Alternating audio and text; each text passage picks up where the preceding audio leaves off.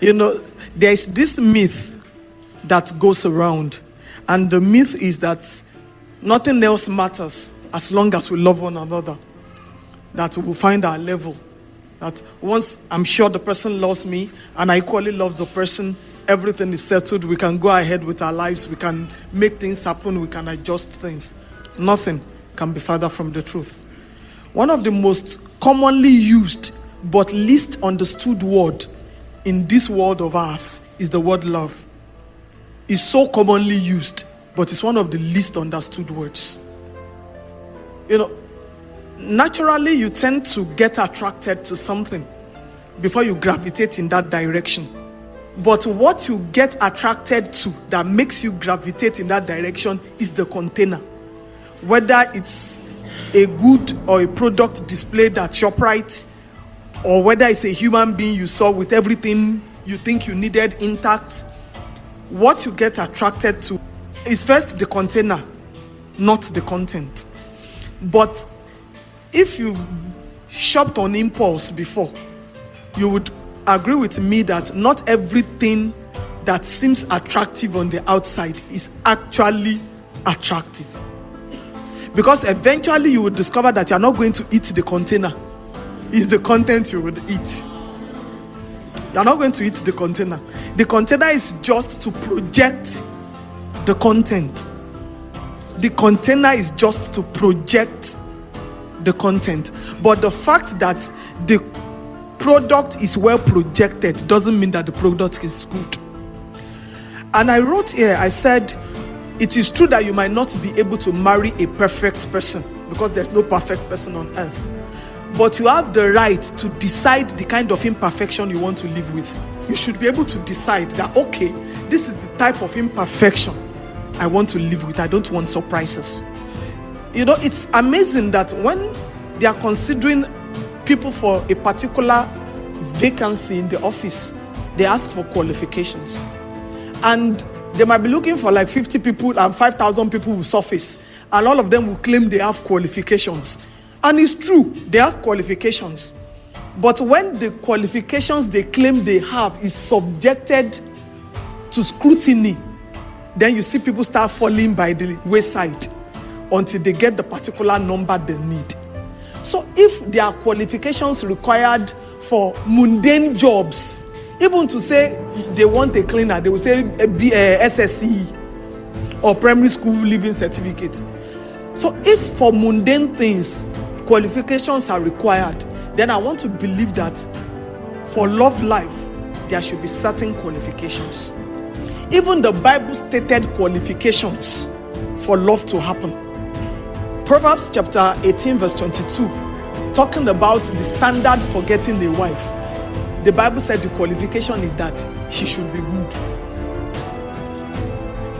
For her to be a wife material, you have to weigh her on the scale and conclude that she is good. And if it is a man, you have to weigh him on the scale and conclude that he's faithful. Proverbs 26. So, being qualified for something is a relative term. If you say, I'm qualified, they are looking for graduates, I'm qualified. The fact that you claimed you are qualified is a relative term. Your so-called qualification, when it's exposed to scrutiny, then we can know how qualified you are. And interestingly, the fact that you passed at a particular phase doesn't mean you will pass all through. There are phases in the examinations of life. And there are phases in examination at the corporate world. So there should be phases in examination that demands you committing your heart to another. You can't afford to dash out your heart. Realistic love, and I have to put realistic because everybody claims love. If you are going to be realistic about your love, you have to know that realistic love doesn't throw caution into the wind. Realistic love doesn't throw caution into the wind just because the physical qualities they want is there. They ask the question, fine, I can see what I'm looking for in the physical qualities, but what about the unseen traits? If the physical qualities are likable, are the unseen traits equally likable? You need to determine that. Just like my sister said, feelings are subject to change. Just like hunger is a feeling, love too is a feeling. And once you eat, hunger disappears to reappear later, maybe in the evening or the following morning. The same way, love is a feeling. And a married person will tell you that there are days you wake up and it will be doing you gish gish. There are days you wake up and you don't even want to remember you are married. So it's not just about feelings. Realistic love will tell you that for you to love somebody, you have to know the person. You can't love in a vacuum. That is why many times I wonder, all this Nigerian America love that you met online, and because sometimes we need to be realistic. You can't love in a vacuum. Let's check the scriptures. Proverbs 17:17. The Bible said a friend loves at all times. So for love to happen, you have to be friends with the person. You have to know the person. And for somebody to be your friend, that means your relationship is subject to time. Because if we are just meeting today, we can't call ourselves friends. For somebody to be your friend, that relationship must have been subjected to time.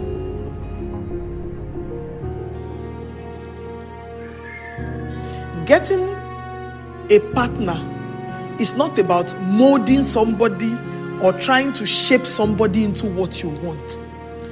It's trying to study somebody to see whether the person is what you want or not. You can't change anybody. You are not Holy Spirit. You can't manipulate anybody. It's either the person is it or they are not. And I wrote here, I said, you need to find out who people are before you commit your heart. That's the only way you will not be hurt. Because the song, I intentionally played the song, one, because I wanted to sample opinions. Then secondly, the three main things they said is what I'm going to talk about. These are the three major questions that you have to ask that they were claiming they don't care about. You know, I discovered that if you want to know someone well, you get to know the person well at the friendship phase. It is dangerous to claim you want to study somebody when you are courting or when you are dating. And the danger in it is that if the person is equally interested in you and want to make things happen, they will couple. They will shapen up. They will try to pretend. They will try to conform to what you want. But when it grew from friend to relationship, you know the good, the bad, and the ugly. So it's coming to you as pure as it gets. Wow. You are not in for surprises. And that is why many times we encourage friendship first. Friendship. And I wrote here that for you to get to know what somebody is made up of, you have to subject them. You have to subject them to a particular process, and I tagged it wind technique or wind research. Let's go to Songs of Solomon chapter 4 verse 16. Wind research. SOS 4:16. The Bible says, awake, O north wind, and come, O south, blow upon my garden, that its spices may flow out. It takes the wind blowing on something for you to know what is on the inside of that person. It takes the wind to blow. You know, the tree will stand, the leaves will stand, the grass will stand. Let the wind start blowing. You will see the one that has fruits dropping. You see the one that has flowers, the flowers moving. You will see the one that has dirty dust. The dust gets, and you will see the one that is barren, nothing happening. And I checked the dictionary that what is the meaning of wind, and I discovered that wind is one, perceptible. Okay, let me just talk about the definition, then I will bring out the keywords. They said wind is the perceptible natural movement of air, especially in form of current air blowing in a particular direction. The keywords I want us to note is that it is perceptible. You can know it, you can sense it, you can feel it. So you can't say you are trying to study somebody. So what did you deduce? Nothing. No. In fact, we've been together for 3 months. I've not seen anything wrong about him. Then you've not been watching. You've not been watching. You've been walking around him with your eyes closed.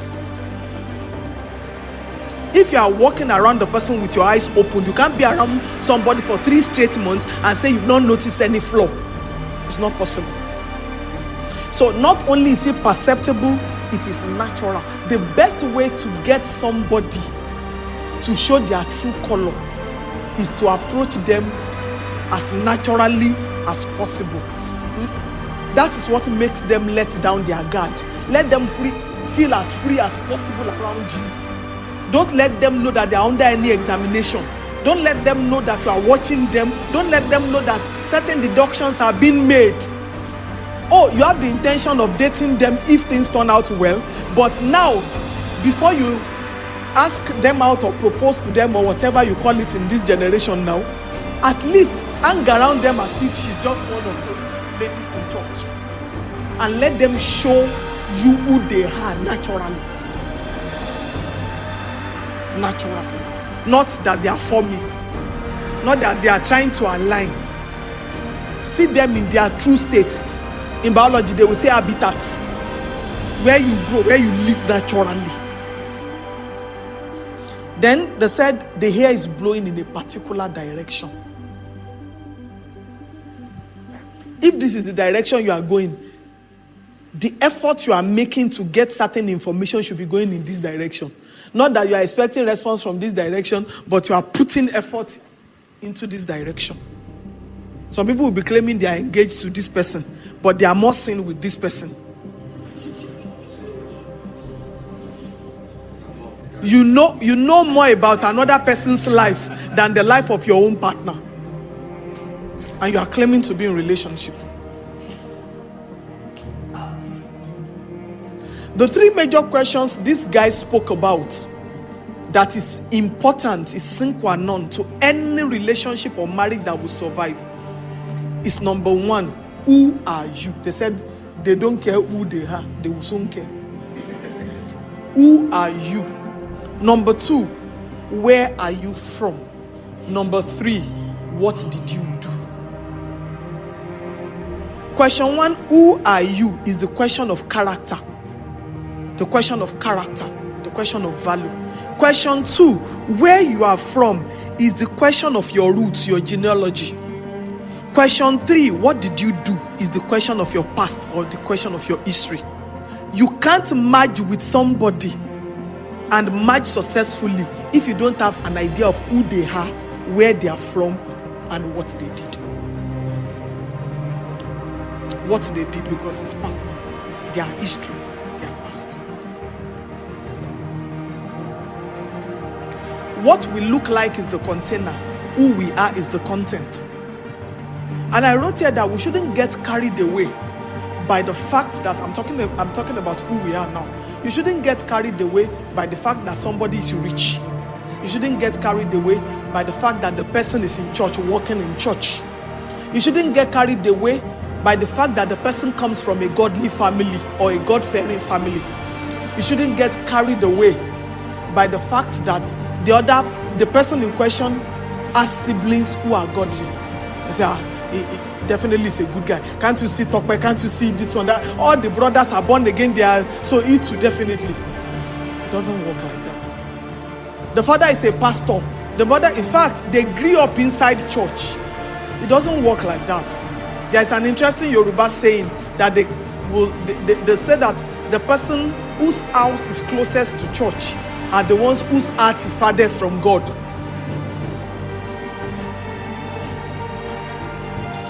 And I wrote examples here. It's good for a man to be comfortable. It's good for a woman to be comfortable. Nobody in this generation wants a liability. But there is more to life than money. In fact, the Bible was talking about money, then it was later talking about true riches. Meaning that money is not true riches. And I saw in Genesis chapter 4 verse 8 that Cain and Abel were brothers. But Cain was bad and Abel was good. So the fact that people are siblings is not enough as a yardstick. Oh, he's recommending a relationship between me and his brother that is in UK. And you think you want to do it. Yes, he's a good guy. So if he's a good guy, I want to believe his brother is good too. That's Herodos. They are two different people. The fact that the brethren that you can see are good doesn't mean the other one is good. The same thing I saw in the life of Hophni and Phinehas. 1 Samuel chapter 2 verse 12. 1 Samuel 2:12. Eli was a man of God. Man of God, man of God. And he raised his sons in the house of God. But the Bible said the sons he raised in the house of God don't know God. So it's not enough to say he's from a godly family. In fact, in their lineage, there's never been a non-believer in that lineage. All of them it's not enough. It's not enough. The fact that the father is saved doesn't automatically transcend to the salvation of the son. Salvation is not genetic. I wrote it here. I said character is person specific, not family generic. Character is person specific, not family generic. And the fact that you see them in church singing, dancing, drumming, sweeping doesn't mean that they are the right person. The Bible showed us in Job chapter 1 verse 6, Job 1:6, that when the sons of God gathered, Satan also came. And to show that it wasn't a mistake, Job chapter 2 verse 1 said it again. Again, there was a day when the sons of God came to present themselves, Satan also came. So the fact that you saw all of them in the presence of God doesn't mean all of them are the sons of God.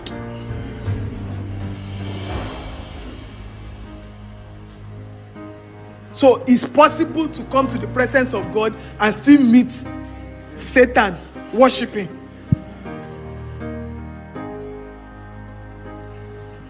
And the Bible recorded that Nabal in his own case was wealthy. Nabal was wealthy. 1 Samuel 25:2. But 1 Samuel 25:25, when his wife was talking about him, he said he was a scoundrel. So it's possible to be wealthy and to be a scoundrel. So money is not everything. In fact, I want to believe that probably the woman had already married him before the woman discovered that the rich also cry.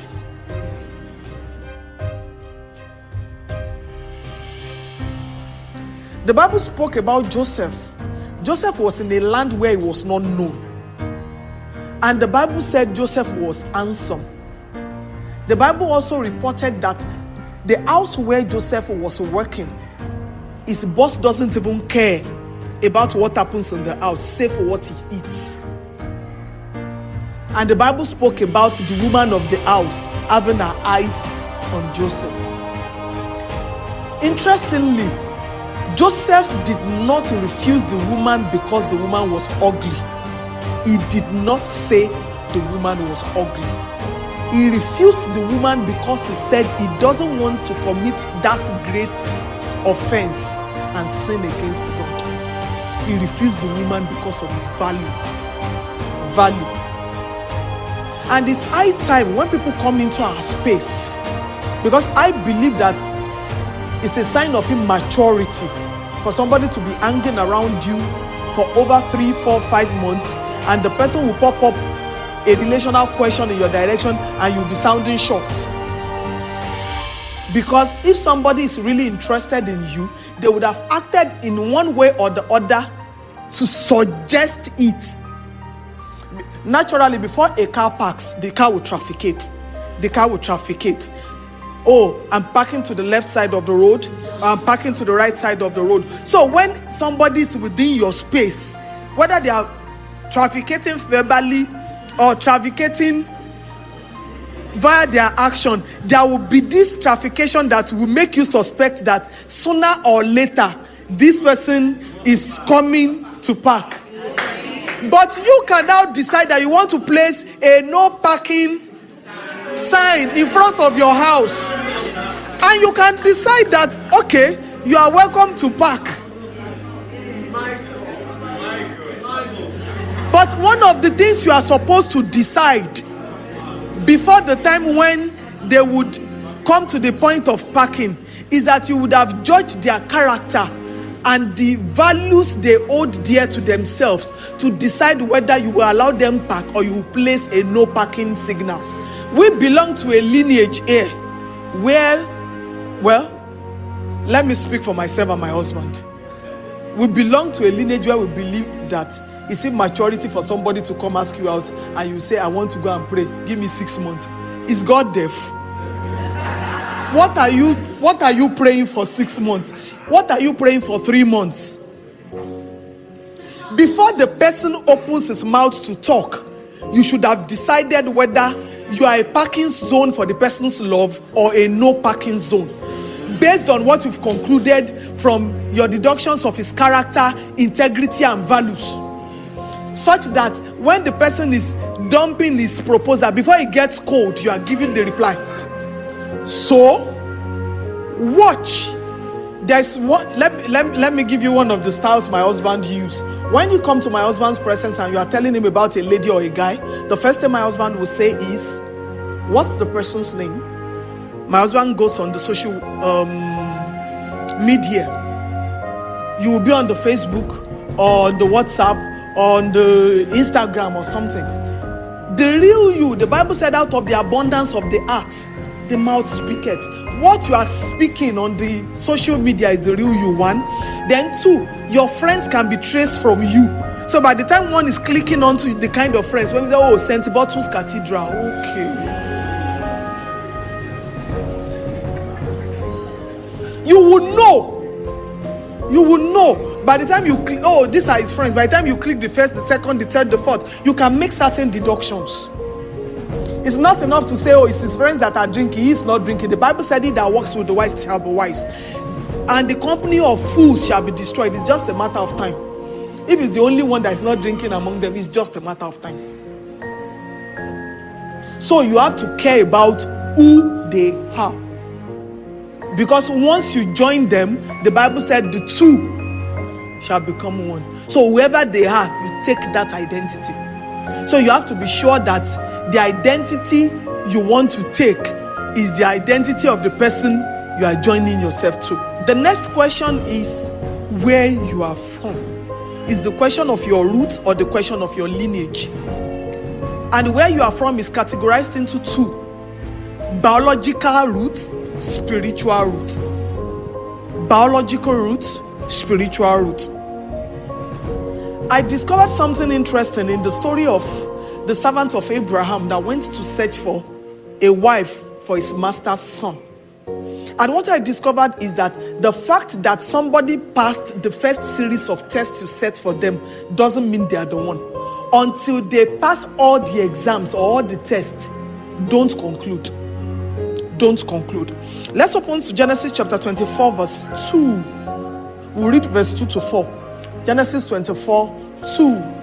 The Bible said, so Abraham said to the oldest servant of his house, who ruled over all that he had, please put your hand under my thigh, and I will make you swear by the Lord, the God of heaven and the God of the earth, that you will not take a wife for my son from the daughters of the land of Canaan, whom I dwell for. But you shall go to my country and my family and take a wife for my son Isaac. Go to verse 14, please. So this is the servant praying. He said, now let it be that the young woman whom I say, please let down your pitcher that I might drink, and says, drink, and I will also give your camels a drink. Let her be the one appointed for your servant Isaac. And by this I will know that you have shown kindness to my master. See the prayer point though. Let's see what happened. Continue. And it happened before he finished speaking that behold, Rebekah, who was born to Bethuel, son of Milcah, the wife of Nahor, Abraham's brother, came out with a pitcher on her shoulder. Continue. Now the young woman was very beautiful to behold, a virgin. No man had known her, and she went down to the well, filled her pitcher, and came up. And the servant ran to meet her and said, please let me drink a little water from the pitcher. 18. So she said, drink, my lord. Then she quickly let her pitcher down to her hand and gave him a drink. And when she had finished giving him a drink, she said, I will draw water for the camels also until they are finished drinking. Then she quickly emptied her pitcher into the trough, ran back to the well and drew water and drew for all his camels. 21. And the man wondering at her remained silent, so as to know whether the Lord has made this journey prosperous or not. I beg, you go and say, waiting is still they look for. Abi? You made a particular request that when you asked for water, the person should not only offer water, but you also offer to give water to your camels. Now, a lady came, you made the request, and the lady said exactly what you told God. But the Bible said he still remained silent, so as to know whether the Lord has. So the fact that the lady passed the question that was set for her was not enough for him to conclude that that was the person. Let's go to 22 and see what he's looking for. So it was when the camel had finished drinking that the man took a golden ring weighing half a shekel and 2 bracelets for her wrist weighing 10 shekels of gold. Wait here. What he did here was that you served me, I repay you. You don't owe me, I don't owe you. Because I'm not convinced you have passed my test yet.